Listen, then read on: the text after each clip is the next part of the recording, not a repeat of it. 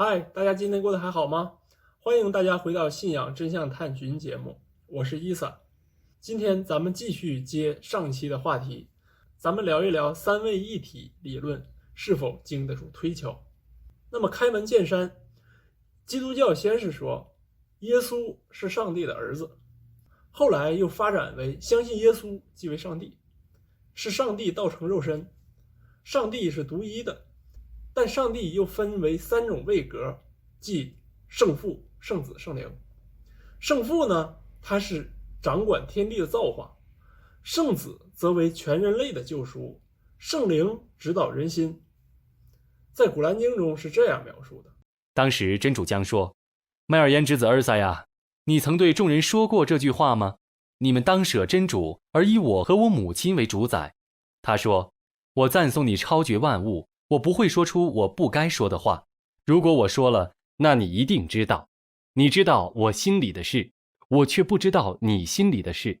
你却是深知一切幽玄的。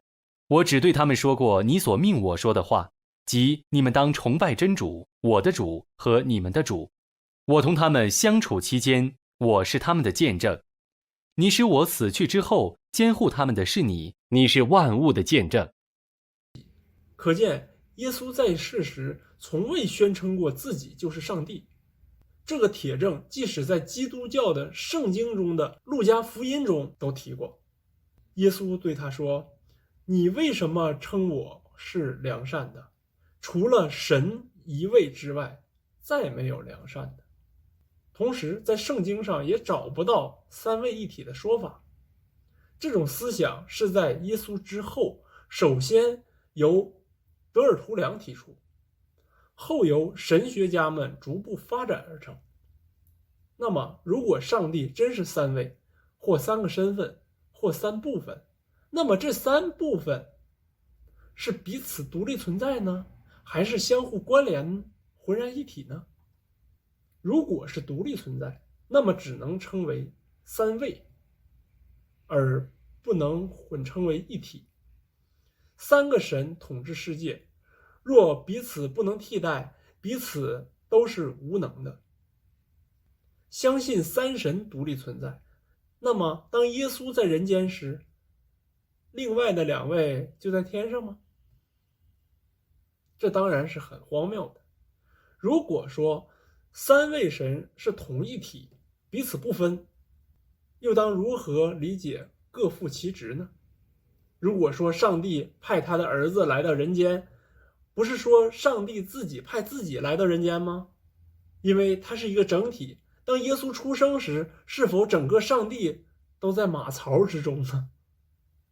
同时在啼哭时，还要维持着天地的运转。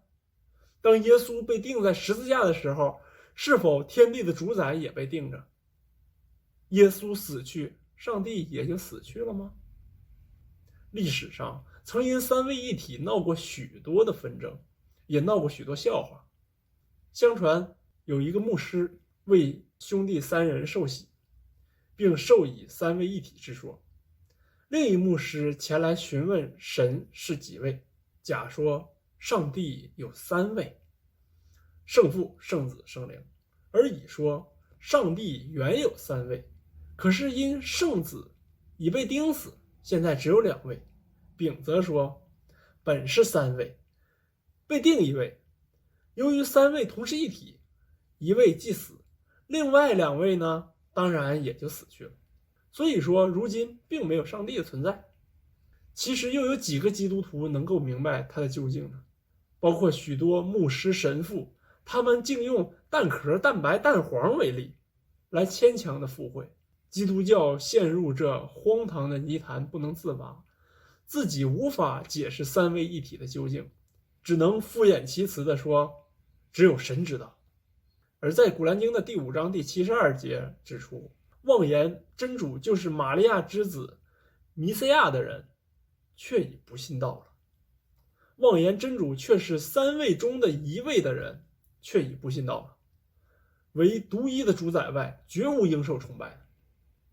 他们由于无知，用常人的特点思考上帝，违反主的独一神性，妄称真主收养儿子，将耶稣做主加以崇拜，已经失去了一神教的纯洁，最终与多神崇拜无异。蒙昧时期的阿拉伯人认为造物主有3个女儿，拉特、欧萨和莫纳，他们3位可以为人求情赎罪。那请问基督教与之有何异呢？他们说，至人主收养儿子，你们却已犯了一件重大罪行。为了那件罪行，天几乎要破，地几乎要裂，山几乎要崩。这是因为你们妄称人为至人主的儿子，至人主不会收养儿子。凡在天地间的，将来没有一个不像奴仆一样皈依至人主的。以上就是今天节目对三位一体谬论的一个分析。感谢大家的收看，我们下期节目再见。